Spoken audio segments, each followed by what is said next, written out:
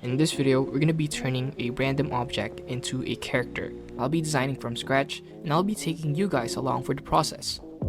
This is the first time I'll be doing this, and I got this inspiration from this artist. This is Huion, one of the best character designers out there. You can't talk about turning random objects into characters without mentioning this artist. If you're not familiar with this artist, Huion is a professional Korean illustrator that is known for drawing anime style characters. But the thing that stands out the most is when he turns simple, everyday things into interesting human character illustrations. Huion is one of my biggest inspirations when it comes to drawing characters. For me, this really sets the bar whenever I think about drawing. I always imagine this level of creativity, quality, and the fundamental knowledge that comes with it. Sometimes he would drop a bunch of character sketches, and most of the time, it would motivate me to try and draw as much as he did. So yeah, I think it's really important to have another artist to keep you going. Now enough with the glazing, and let's get to drawing. Here I've looked into some of his process from his live streams in hopes of getting some ideas for my illustration. And this is the process I came up with. So the first step is what every artist would do if they want to draw something. And that is, of course, planning.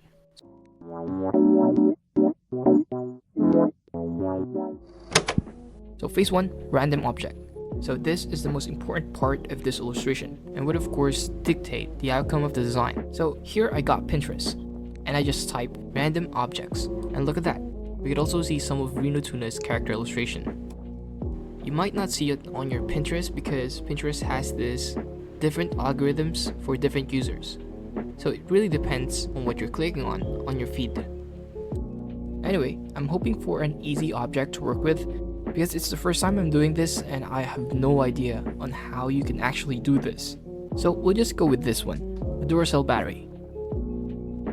Now when Huion chooses an object, he doesn't just use a reference. Instead, Huion would do a full-on research about this object inside and out. We're not gonna do that. That's too much work. Moving on to brainstorming.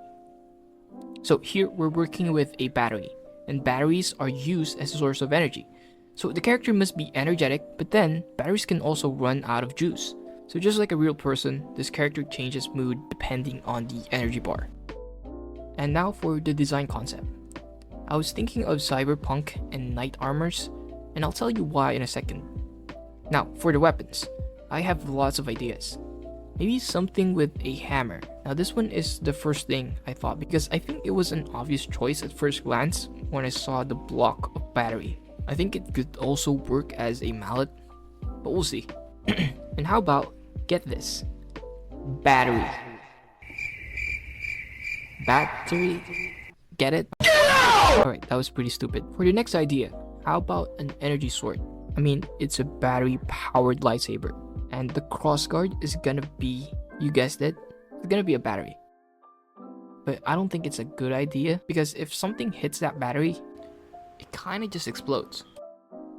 So next is energized gauntlets. My inspiration for this is the Hextech gauntlet that Vi use, but instead of being powered by a Hextech, it's ran by a normal Duracell battery.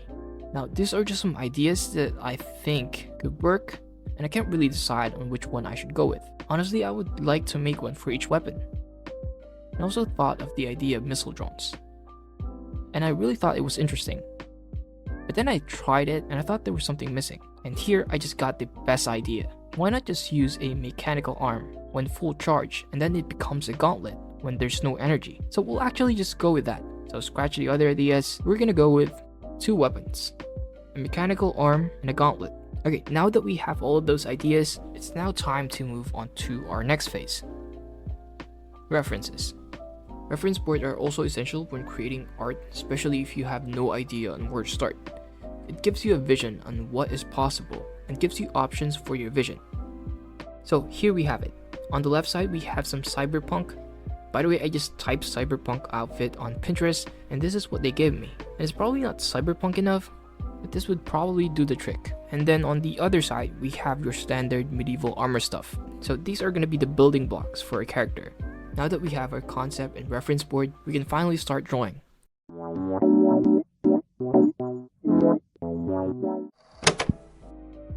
So when designing the character, we're not just gonna go full on object and place batteries wherever we can. What I mean is, we're only gonna use the main subject as a subtle reference, and you're probably thinking, wouldn't that miss the point? Well, kinda, but I noticed from Reno Tuna, he actually doesn't commit to his subject reference. Instead, he always go for a secondary theme. For example, this orchid mantis. You would think of some design that encapsulates a bug, but instead we have a character in some sort of general's uniform with subtle references of the mantis and its color scheme and design. This video is sponsored by Skillshare. As an artist, I'm always looking for ways to improve my skills and learn new techniques to elevate my work. Recently, I've been wanting to learn lighting fundamentals, and I found the perfect class. Shading Fundamentals, Drawing with Dramatic Light and Shadow by Brent Eviston has been exactly what I needed to take my craft to the next level. Skillshare is an online learning community for creatives, offering thousands of classes led by industry experts in multiple categories as film, illustration, animation, design, and entrepreneurship. Whether you're looking to advance your career, deepen a hobby, or grow your side hustle, Skillshare has something for everyone. I personally chose to take the Shading Fundamental class, and let me tell you, this has been a pretty solid lesson so far. Brent Evison is a really good instructor. He goes over the course so smoothly. He shares this effective learning technique where you watch one video and do one project per day. This technique makes the class very fun and engaging. I also recommend this class if you're just a beginner, since it's very easy to follow and understand. As the year unfolds, focus on creativity as a practice, like a muscle. Creativity strengthens with regular use. Skillshare provides the tools and classes to help you grow and flex those creative muscles. What are you waiting for? Join Skillshare and make the 2025 the year you prioritize creativity, just like your health and wellness. The first 500 people to click my link in the description will receive a 1-month free trial of Skillshare. Big thanks to Skillshare. Now back to the video. Okay, so I started off with the base body for the character, so that we can have a template to work on. So why did I choose Cyberpunk and Knight Armor? Well, apart from the reason that they're obviously really cool, more importantly, the cyberpunk aspect is a representation of relying on technology and energy, while the Knight aspect represents a lack of reliance from high technology and relies more on manual labor, where they would craft their own armor and without the use of any electrical energy. For the initial design, I wanted to focus more on the Knight aspect, but I wasn't really feeling this design. So the second one, I started with the cyberpunk clothing, and it wasn't like full-on robotics. I kept it more subtle by just using the clothing style, and it's really just a crop jacket. For the Knight elements, I added an armor for the left arm. I didn't do one for the right arm because I wanted to avoid a symmetrical design. I also added a breastplate and then some sort of armored shoes. And for the design features, I have this idea to have her pigtails get shorter for every time the battery gets consumed. There's also a battery life indicator for the hairpin, and you can see her mood change when the battery becomes low on energy. My first hairstyle idea was kinda similar to Neon from Valorant, which I really like, but I had to change it. Moving on to the color palette. So this one is pretty easy. From the reference, we can just get the orange, gray, and then black. After that, we're just gonna distribute those colors onto the clothing and see whatever sticks. Now, I was planning on doing more color variations, but I was actually satisfied with my first try.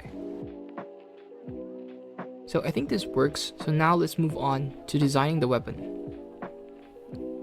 For the weapon concept, I had so many choices and ideas, but ultimately I decided to do 2 weapons. So for the floating arm, I was thinking of doing a mechanical one, but with some armor platings to match the character design. And this was like my first time doing mecha type stuff, and this was all because I saw some really cool references with a big mechanical arm, so I decided to go with it. This was also a big challenge for me because I've never drawn mecha in my entire life. So here I was really struggling to get some of my ideas out, and I just can't seem to find the perfect one. Until finally I decided to settle for this idea right here. I really wanted to make it feel like a box because of the battery, but also add some mechanical and armored design here and there. And of course the hand is taken from some mecha anime, and I had a couple of references for this. My idea here was a big weird arm that relies on a battery. That's basically it. And by the end, I was really satisfied with how it came out, and I don't think it's bad. Yo, is it bad? I don't know. I don't know. You know what? Whatever. I don't think it's bad. So here's the concept. It's actually just one weapon. It's a floating weapon on full charge, and then it becomes gauntlets when low on battery. So the gauntlets are like an emergency weapon. So from a mechanical arm that does all the fighting to hand-to-hand combat mode. I also had this idea that when she's out of combat, the mechanical arm turns into a tiny box that she could carry. She can then insert her hand onto the box to equip the gauntlets. Now that we're finished with designing the arm, we can now move on to the actual gauntlets. Now I only had one idea for this, and that is armored gauntlets.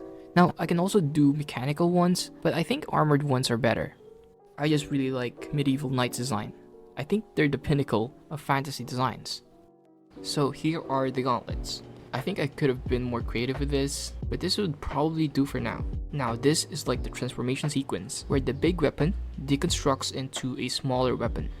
You can see like the bits and pieces coming together to form the gauntlets. Now that we're done with the sketch, let's now proceed to rendering.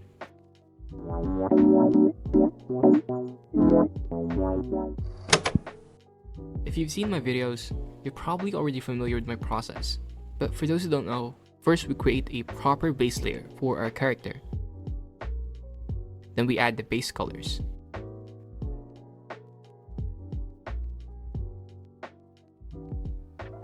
Next is the shadows.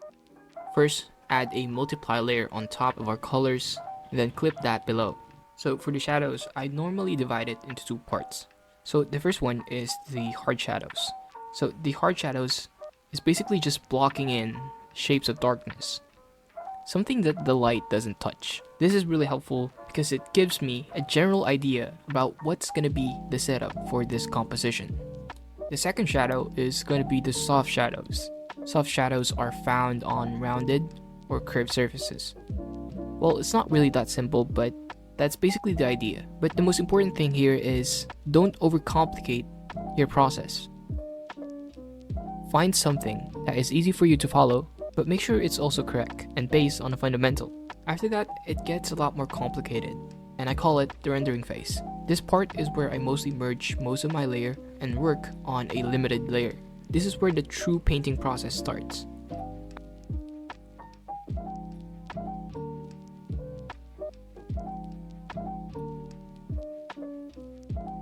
After that, I would just add some color correction and adjustments, and also a bunch of filters. And now here it is. I think I'm pretty satisfied with how the design came out. I think it's pretty decent, but yeah, I think I learned a lot here, and I had so much fun creating and designing an original character. So yeah, now I also wanted to make an illustration, like a close-up or something, that would really highlight the personality and the design of the character. So here's a time lapse, enjoy.